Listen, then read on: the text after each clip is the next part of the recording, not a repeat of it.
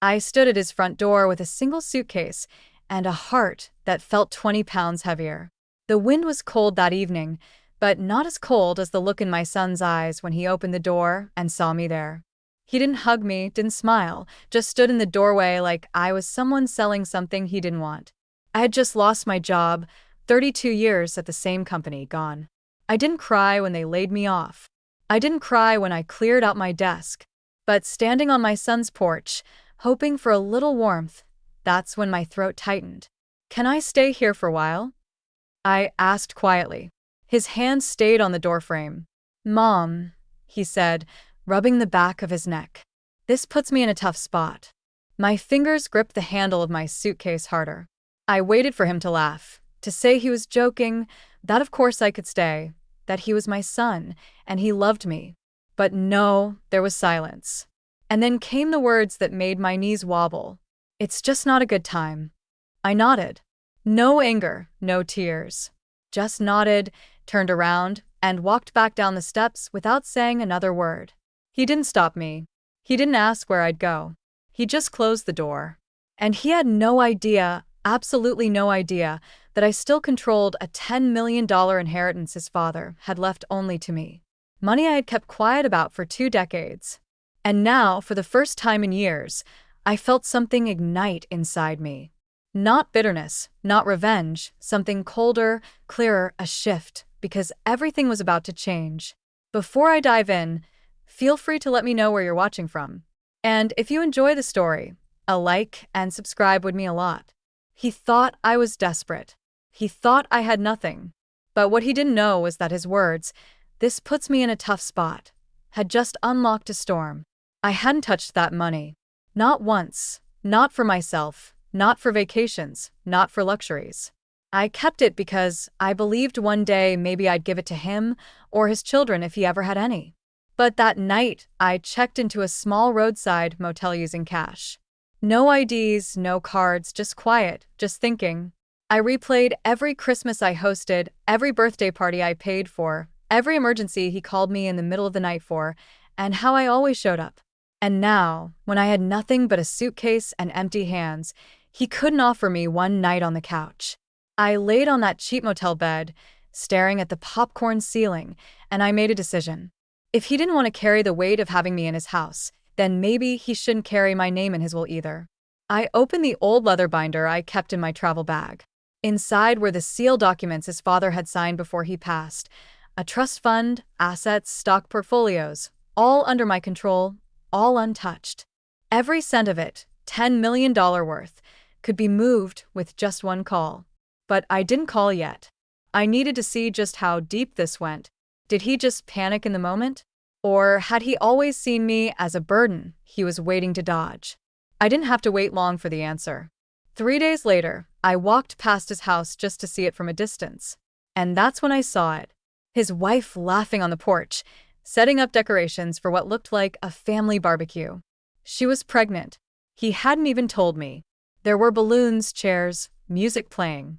And then I saw my brother's car pull up with my niece. Everyone was there. Everyone except me. He hadn't said it, but he'd made it clear I was no longer considered family. I stood there for a moment behind a tree like a ghost, watching the life I was no longer part of. Then I turned around and made my way back to the motel. I pulled out the binder again and dialed the number. Ms. Hartwell, the lawyer, answered, cheerful as ever. "It's been a while. Everything all right?" "Everything's just fine," I said softly. "I want to make some changes to the inheritance." "Yes," I said, effective immediately. He paused. "Are you sure? That'll remove your son from any future claim." "I'm very sure." I hung up the phone, sat still, breathed.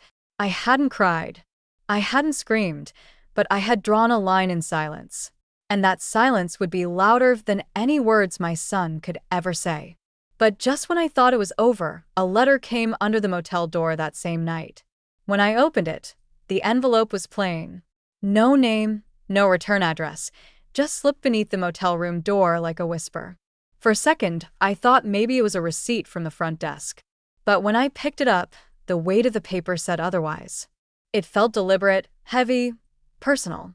I sat on the edge of the bed, the motel light buzzing faintly above me, and opened the flap slowly, my hands trembling for the first time since I left his porch. Inside was a single sheet of thick ivory paper. My name, Ella, typed at the top. Not Mom, not even Mrs. Hartwell, just Ella. And below it, a message that stopped my breath cold. You should have told me about the money. I would have treated you better. You never gave me a chance to know. Don't come back. This changes nothing. I read it 3 times, then once more, slower. Each word stung differently. The ink looked fresh, but it wasn't his handwriting. It was typed, like someone didn't want to risk their tone being misunderstood. It was cold, sharp like a scalpel. But one thing didn't sit right. I never told anyone about the inheritance. I hadn't spoken to anyone since the lawyer. I hadn't told a soul. Not even my best friend. Not even the motel clerk. So, how did this letter exist? How did someone know? My hands gripped the edge of the paper, crumpling the corner. My heart raced. I picked up the motel phone and called my lawyer again. Did you speak to anyone?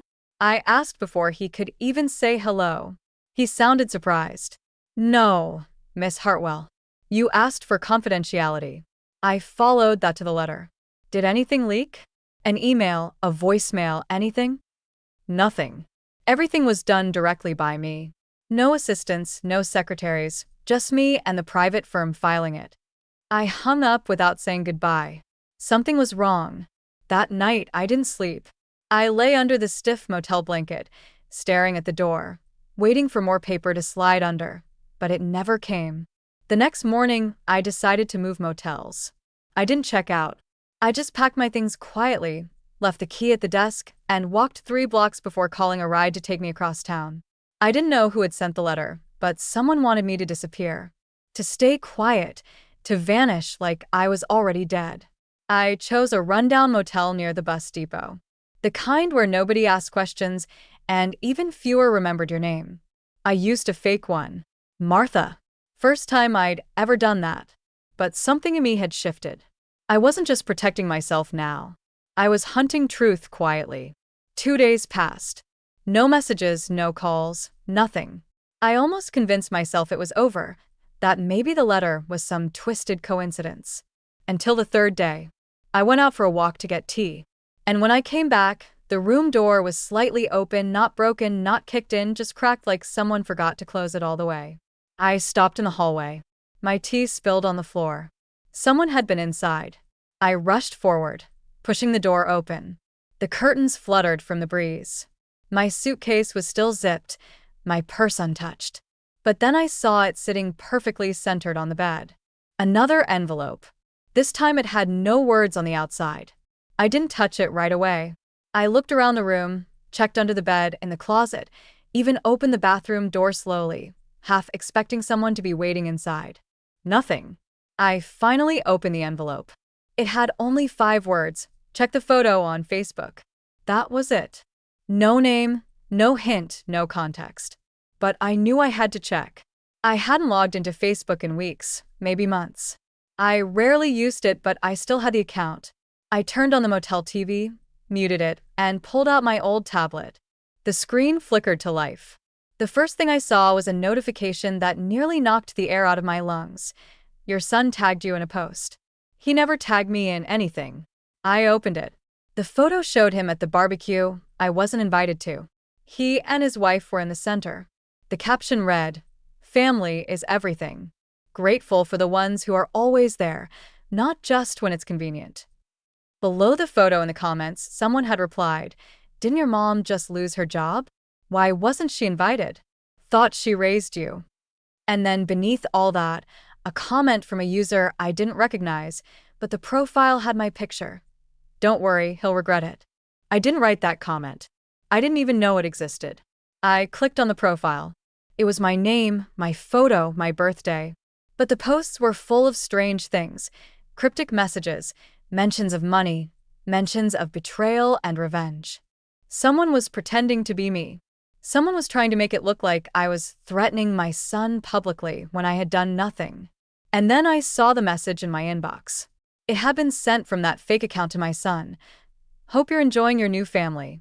Don't come begging when the world changes. My son had replied, I never wanted her around anyway. I dropped the tablet. My hands shook so violently, I thought I'd pass out. Because that sentence didn't just hurt, it confirmed something I had been avoiding all along. It wasn't just a bad moment. He meant it. He had meant every word on the porch.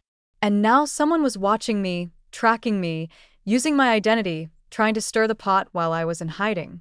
But why? Who? I looked again at the fake account's profile and saw the clue I'd missed before. The first post on the page, posted 3 weeks ago, had a very specific location tag. It was from my old office. The one I'd just been fired from. The one where only one person ever knew about the inheritance documents tucked inside my desk drawer before I took them home. And that person wasn't my son. She was my former assistant. Her name was Kendra. And she was about to learn what happened when someone played games with a mother who'd kept quiet for far too long. But before I could act, a knock came at the motel door. It wasn't the front desk. It wasn't housekeeping. I peeked through the cracked curtain and saw Kendra standing there smiling. There she was, Kendra, standing outside the motel room door like it was just another day at the office. Except this wasn't a casual visit, and I hadn't seen her in almost 4 weeks. She wore the same carefully styled waves in her hair, the same peach lipstick, and a little smirk that used to pass for polite professionalism. But now that smirk looked different, like it knew something, like it had already won. My hand hovered near the doorknob, heart thudding like a war drum in my chest. I hadn't told anyone where I was. No texts, no emails, no social media. I'd used fake names at check-in, cash for every transaction, even turned off my old cell phone. So, how did she find me? She knocked again. 3 calm taps. No rush, no fear, just quiet, calculated confidence. I didn't open the door right away. Instead, I reached for the slim wooden drawer of the motel nightstand and pulled out the metal lamp, the only thing in the room with any weight to it. If she was here to cause trouble, I wasn't about to be caught flat-footed. Then I cracked the door open just an inch. Kendra, I said, my voice low, sharp. What are you doing here? You look surprised to see me, she replied smoothly, tucking a strand of hair behind her ear. May I come in? Absolutely not. She chuckled softly and held up both hands as if to say no harm, no foul. Relax, Elenina. I'm not here to hurt you. I just figured we should talk woman to woman, since things are complicated now. Complicated? The woman who used to fetch my coffee and organize my meeting calendar was standing in front of me, like she ran the world. And somehow she'd tracked me down in a city where I'd made myself invisible. I have nothing to say to you, I said. And you should know I'm here, unless you've been following me. Oh, I haven't, she smiled. But your name keeps popping up, or at least your fake one. My stomach flipped. She knew. She knew about the motel aliases, the burner phone, probably even the inheritance. How much do you know? I asked quietly, tightening my grip on the door. Enough, she said, her eyes flickering over my shoulder into the room behind me. Look, you can slam the door in my face, or we can talk like adults. Either way, this little hide-and-seek game ends today, because I'm not the only one looking for you. That made my blood run cold. Not the only one. Kendra, I said, narrowing my eyes. Who else is looking for me? She leaned in slightly. Her perfume hit me like a memory I didn't want. Citrusy, expensive, familiar. You're in over your head, she whispered. You think you're running the show, but people like you always overplay their hand. You sat on that money for how long? 20 years. I didn't answer. That was confirmation enough for her. She smiled wider. Right. That's what I thought. So now you're running scared because your golden boy doesn't want you crashing on his couch. Boo-hoo. News flash, Elenina. Family loyalty isn't currency anymore, but $10 million. She whistled softly and raised her eyebrows. That still opens doors. My knuckles went white on the door frame. How did you find out? I asked.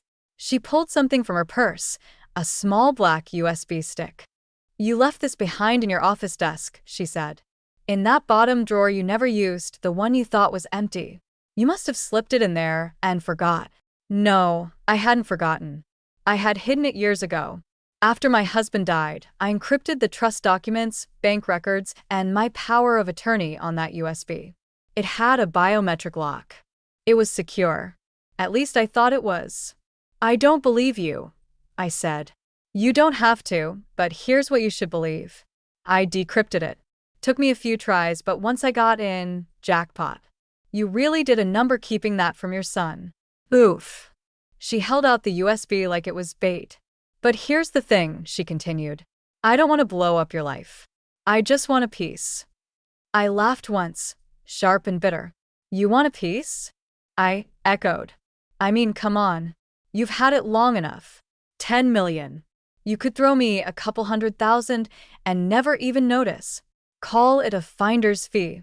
I stared at her in disbelief. She was calm, confident, like this was just a business meeting and not the most absurd blackmail attempt I'd ever heard in my life. What if I say no? She smiled wider. Well, then I'll have to let the media know that you're hiding out, that you faked your name to travel, that you've been anonymously posting online, threatening your own son. That wasn't me, I snapped. She tilted her head. But it could look like you. Screenshots are funny like that. Hard to argue with a profile photo and matching comments. And if someone anonymous were to tip off your son, well, I imagine he might double down on his tough spot stance, you know? I stayed silent. Come on, Elenina, be smart. You give me what I want, and you can go back to sipping cocktails on a beach pretending none of this ever happened. You don't. And well, she let the silence hang. I'll give you 24 hours, she said finally. Then things start moving. Just like that, she turned on her heels and walked away, cool, unbothered, confident that she had won. I closed the door and locked all 3 bolts. Then I slumped to the floor. Not because I was afraid, but because I realized how badly I had underestimated her. Kendra hadn't just stumbled onto that USB, she had planned this. She'd probably been watching me for years. And now she wanted a cut of the money I had sworn to guard like a vault. Not because I needed it, but because I had promised my late husband I'd make sure it only went to someone who deserved it. Well, no one did anymore. I stayed on the floor for a long time, thinking, breathing. Then I got up and started planning. If Kendra wanted a war, she was going to get one. But first I needed to confirm just how deep she had gotten. If she cracked the USB, that meant she had access to the documents. But had she moved the money? I powered up the old tablet again, this time with shaking fingers. I logged into the offshore account I'd kept private all these years. It had 3 layers of security and a code only I knew. The screen loaded slowly. My breath hitched. Balance. 10 million rounds still there, untouched. But just below the balance was a flag. Login attempt 6 days ago failed. My throat closed up. She had tried to access the funds and failed. But if she had the documents and knew the trust structure, it wouldn't be long before she found a way to bypass even that. I had to move the money. Now, I grabbed my burner phone, connected to a private VPN, and began the transfer, not to another bank, but to gold. I had a private depository account with a security firm in Zurich, one my husband had opened during his travels. It was designed to liquidate cash into physical assets instantly in emergencies. I keyed in the transfer amount, 9,500,000. I kept $500,000 in cash in the original account to cover fees and false trails. I hit confirm. The screen blinked. Transaction pending. Transfer complete. I exhaled like I hadn't breathed in a week. The money was safe again. But now it was my move. I didn't have the luxury of hiding anymore. I had to confront this from the inside out. And that started with my son. Not to beg, but to finally see who he really was. I booked a ride and headed across town wearing sunglasses, a baseball cap, and a scarf. Even though the weather didn't call for it, I wasn't hiding anymore. I just wanted to see him before I made my next move. The house looked the same.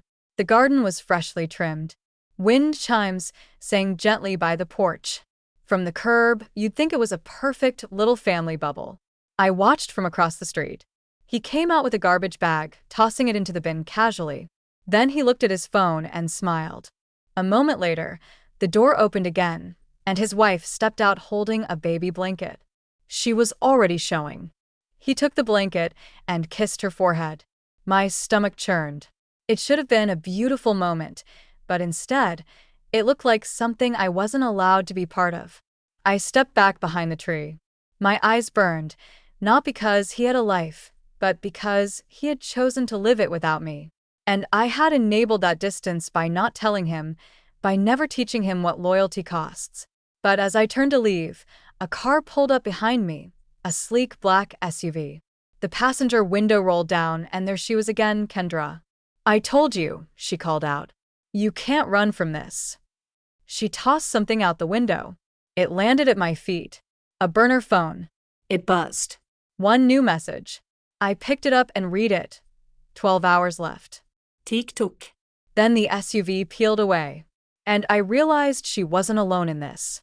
Kendra had backers, people with reach, and if I didn't act fast, this wasn't just going to be about money. This was going to get dangerous fast. The burner phone in my hand buzzed again. One more message appeared on the screen. It wasn't a threat. Not this time. Just an address and a time.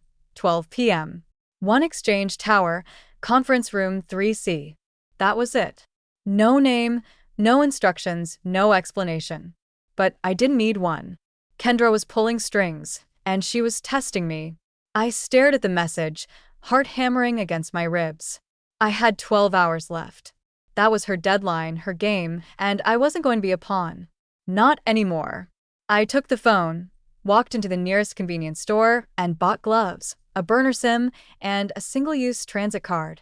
My instincts had gone dormant for too long, lulled by years of quiet routines and pretending that loyalty was enough.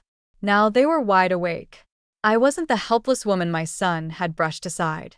I was the keeper of a legacy my late husband had trusted me with, and I was done hiding. I checked into a new hotel. No records, cash only, and spent the night planning. I made 3 calls. One to a private investigator I hadn't spoken to in 7 years, one to a cybersecurity specialist in Prague I'd helped once during a whistleblower leak, and the third to the lawyer, not the one handling the trust. Another, a quiet, ruthless woman named Margaret Rowe, who once dismantled a $1 billion inheritance fraud case without ever making the news. I told her I needed her at my side. She didn't ask why. She just said, "Send me the time and place." By morning, I was ready. I dressed in black, neutral makeup, flat shoes, no jewelry. My identity was no longer a shield, it was a weapon. I arrived at One Exchange Tower 15 minutes early. The receptionist barely glanced at me as I walked past with confidence and purpose. No one stops a woman who walks like she belongs. Elevator to the 3rd floor, hallway to the left, Conference Room 3C. I opened the door slowly. Kendra was already there.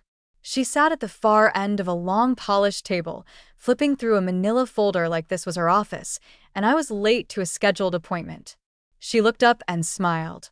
"You're early," she said. "I'm not here to play games," I replied, stepping inside. Her smile widened.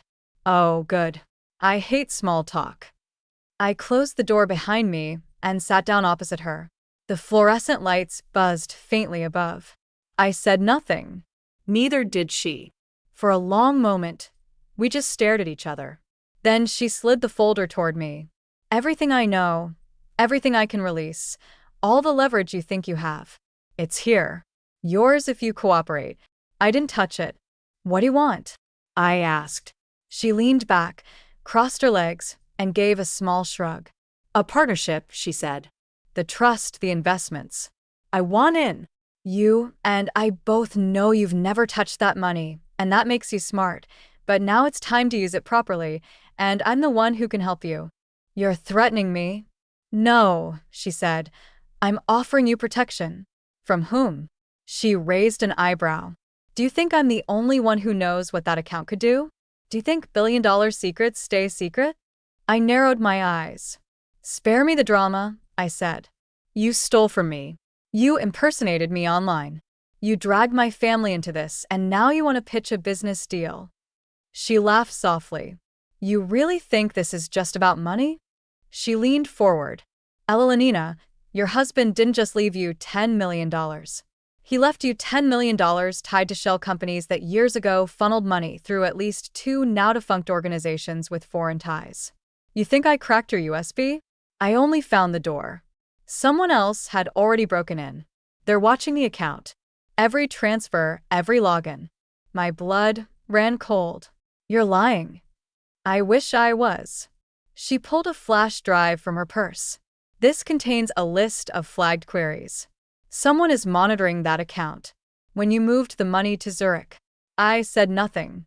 She nodded. They noticed. I clenched my fists. Who are they? I don't know yet. But they're not amateurs. They're waiting, watching. And if you don't play this next move right, she made a soft boom sound with her lips and mimed an explosion with her hands. I picked up the flash drive. Why are you helping me? Her smile faded. Because I found something else on that USB. Something your husband left behind that you never opened. A folder marked at only. You skipped it, didn't you? I zegt de her. I remembered. I thought it was just old tax records or correspondence.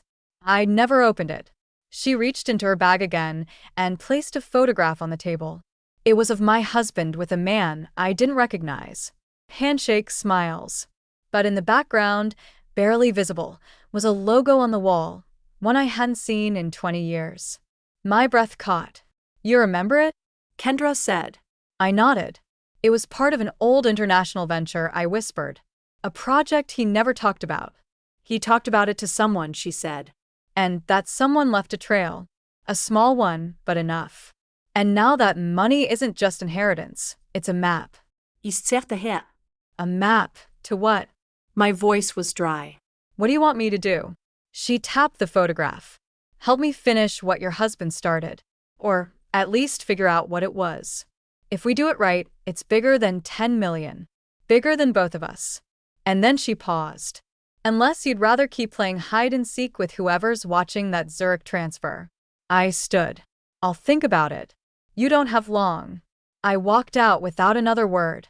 Once outside, I ripped open the envelope Margaret Rowe had couriered to me earlier that morning. Inside were the forged identities, safe house keys, and documents I needed to vanish. But now, I wasn't sure vanishing was the play. Back in my hotel room, I opened a hidden folder on my own encrypted backup drive, the one I hadn't touched in years, the one with the only label. There were 4 files.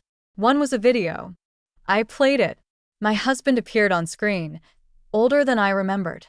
If you're seeing this, Ellie, then something's gone wrong. I never told you everything. I thought I was protecting you, but maybe I wasn't. The money isn't clean. It's tied to something I tried to bury. Something people might kill for. If you've moved it, if someone's watching, then they're coming. Find the red envelope. You'll know where. I'm sorry. The video ended. I stared at the screen, barely breathing. Primer just i narita velt, ide i narita dange. The burner phone buzzed again. Kendra, they're closer than you think. And that was the moment I heard a knock at the door. Not a gentle knock. 3 loud, deliberate bangs. The knocking didn't stop. 3 loud, heavy strikes followed by silence. Not the kind of silence that comes when someone leaves. The kind that waits, that watches. My heart beat so fast I could hear it in my ears. I reached for the edge of the window curtain and pulled it back slowly. No one stood at the door, but just beyond the edge of the parking lot near the tree line, a dark car sat idling. Tinted windows, no license plate on the front. My hand tightened around the burner phone. They're closer than you think. Kendra's message echoed in my head like thunder. I didn't wait to find out who was inside. I grabbed the flash drive, the fake passport, the envelope marked "for your eyes only," and slipped out the bathroom window just as another knock came, this time harder. I crouched in the bushes for several seconds, hidden in the shadows, watching the door. It opened. A tall man in a gray jacket stepped in without hesitation. He didn't knock again. He didn't look around. He went straight inside. He wasn't checking in.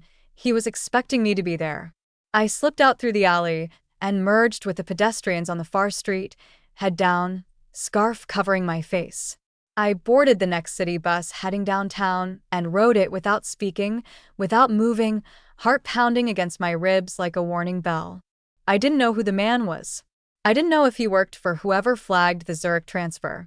But I knew one thing. Kendra had been right. Something bigger was watching. By the time I reached the train station, my decision was made. No more running. I booked a private meeting with Margaret Rowe. 45 minutes later, we sat across from each other in a law office with blackout glass, no cell signal, and a soundproof ceiling. She wore all black, her eyes cold and precise like a surgeon's. "Tell me everything," she said. And I did. The trust, the Zurich transfer, Kendra, the fake Facebook account, the surveillance, the video my husband had left behind. She didn't flinch once. When I finished, she leaned back in her chair, fingers steepled beneath her chin. "We have a few moves," she said. "But first tell me, do you want to protect this money, or do you want to use it?" I paused. That question held more weight than I expected. For years, I protected it like a relic. But now, maybe it was time to use it. "Both," I said. She smiled. "Then we do this in 3 steps. 1. We expose Kendra. 2. We dismantle the shadow that's watching. And 3. We decide who gets the final check." "How do we expose her?" I asked. Margaret opened a folder and slid it toward me. Inside were images of Kendra meeting someone in a cafe, someone from my old office's IT department. Then another image, Kendra at a courthouse downtown. Then one more, Kendra outside my son's house talking to him, laughing. "She's been orchestrating everything," Margaret said. "She's feeding your son lies, pretending to be you online, manufacturing pressure, so she can look like the solution. And what does she want from him? Control, sympathy. If he believes you're unstable or threatening, she steps in as the voice of reason. She takes your place publicly." My stomach turned. "She's trying to erase me." "Exactly," Margaret said. "So now we erase her back." We filed a preliminary injunction under a sealed identity. It would take 24 hours to freeze Kendra's known assets and digital fingerprints. But that wasn't the real plan. The real trap was bait. That evening, I sent her one message from a fresh burner. "Let's meet. I'll give you what you want." She responded within 10 minutes. "Where?" I gave her an address. The rooftop of the old Endale building downtown. Abandoned, quiet, private. I made her believe I was desperate, and she came. I stood waiting under the moonlight as the wind swept across the rooftop. She stepped out of the elevator, wearing heels, her long coat trailing behind her like a villain in a film. "Didn't think you had it in you?" she said, approaching slowly. I didn't speak. "You're here to hand it over?" she asked. "The login, the final keys, the inheritance." "No," I said calmly. She froze. "Then why call me?" I took a step closer to show you something. I pulled out a small device, Margaret's recorder. "Do you deny making a fake Facebook account in my name?" She didn't answer. "Do you deny breaking into my office drawer and stealing a private USB drive?" Still nothing. I clicked the recorder off. "Thank you," I said. Then 2 men stepped from the rooftop shadows. Private security cameras in hand, everything recorded. Kendra's face went white. "You set me up," she whispered. "No," I said. "You walked in thinking you owned me. You never did." She tried to run, but the guards grabbed her. "I'm not pressing charges," I said quietly. "But you will walk away from everything. No more accounts, no more threats, no more games." "You don't scare me," she hissed. "Good," I said, "because you won't see me again." I walked away. The next morning, the fake Facebook account was deleted. The burner messages stopped. The black SUV vanished from the street. But I wasn't done. There was still one thing left, my son. He called me that afternoon the first time in weeks. "Mom," he said, I didn't know what Kendra was doing. She told me you were unstable, that you were paranoid, that you wanted to ruin us, and you believed her." He paused. "I didn't want to, but you showed up out of nowhere. You left. Then there were these messages online. It all felt off." I let the silence speak. Then he added, I saw the footage. Margaret sent me the link. Good, I said. Why didn't you tell me about the inheritance? Because it was never about the money, I said. It was about trust, loyalty, the kind that doesn't disappear the second things get hard. He was quiet again. I'm sorry, he said finally.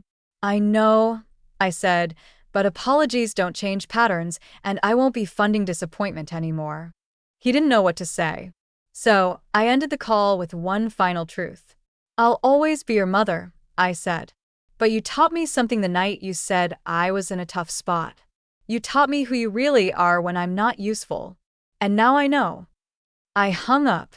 The next week, I met with Margaret one last time. She asked what I wanted to do with the inheritance. I handed her a folder. These 10 organizations, all anonymous donations, scholarships, medical funds, single mothers, displaced seniors, quiet cases, no press, no fanfare. And the last $500,000? She asked. I smiled. I've got plans. Quiet ones, but this time for me. I walked out of the office into the sunlight. No more hiding, no more waiting, no more silence. My name was Elenina Hartwell. I had been underestimated, discarded, replaced, impersonated. But I still had one thing left, my peace, and I was finally spending it.